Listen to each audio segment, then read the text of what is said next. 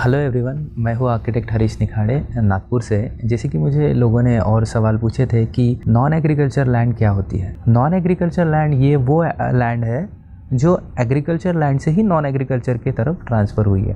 अब उससे ट्रांसफ़र करने के लिए कुछ प्रोसेस करना पड़ता है, जैसे कि कुछ अथॉरिटी से एनओसीज़ लेना पड़ता है। जैसे कि एक हाईवे अथॉरिटी होती है जिससे कि अपने को एनओसी लेना पड़ता है, एक एनएमसी से अथॉरिटी लेना पड़ता है और एक ग्राम पंचायत से एनओसी लेना पड़ता है। वो सारे एनओसीज़ आने के बाद जो भी ओनर होते हैं उनसे वो जो प्रॉपर्टी है वो टाइटल डॉक्यूमेंट क्लियर रहना चाहिए। जैसे कि सेल डीड हो गई, उनका प्रॉपर्टी टैक्स हो गया, आखिव पत्रिका हो गई, 7/12 हो गया। तो ये सारी चीज़ें जो होती हैं वो उनकी क्लियर टाइटल चाहिए। उसके बाद ही एक agriculture land non agriculture land में ट्रांसफ़र होती है।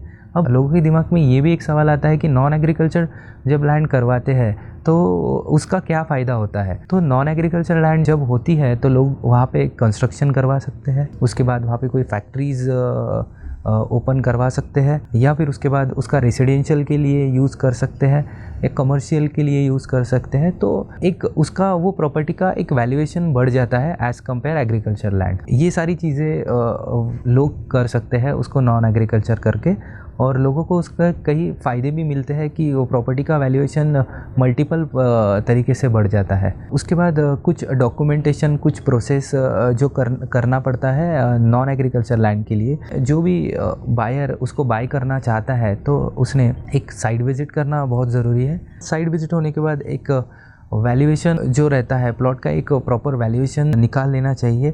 एरिया ऑफ प्लॉट जो होता है, प्लॉट का एरिया कितना स्क्वायर फीट है वो उसको देखने की ज़रूरत है। एक बिल्डर प्रॉपर है या नहीं है उसकी एक ज़रूरत पड़ती है, और टाइटल डीड जो होती है वो एग्जैक्ट है या नहीं है वो उसे चेक करना पड़ता है।